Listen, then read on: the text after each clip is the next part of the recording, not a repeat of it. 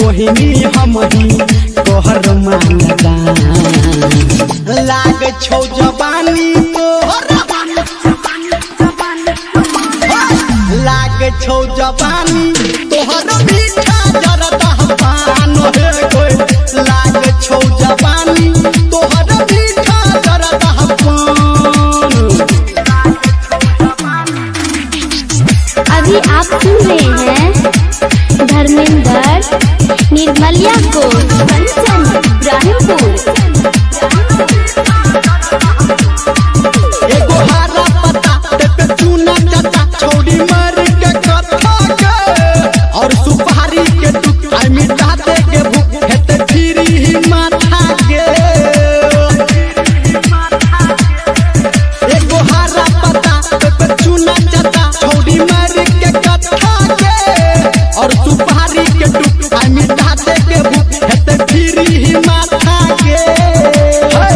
बनते रसदार पर हमर छै अनुमान लाग छौ जवानी तोहर लाग छौ जवानी तोहर मीठा जरदा पान हे कोई लाग छौ जवानी तोहर मीठा जरदा पान।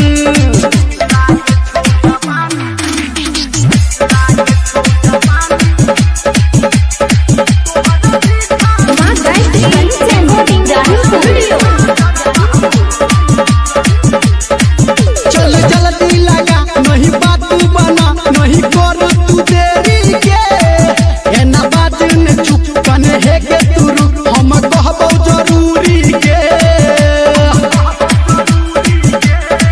चल जल्दी लगा नहीं बात बना नहीं कर तू देरी के एना बात ने चुप सुन सुन है के रुक हम कहबो जरूरी के। कहो धर्मेंद्र तोरा खुल के सुन कहानी लाग छौ जवानी तोहर लाग छौ जवानी तोहर मीठा जरदा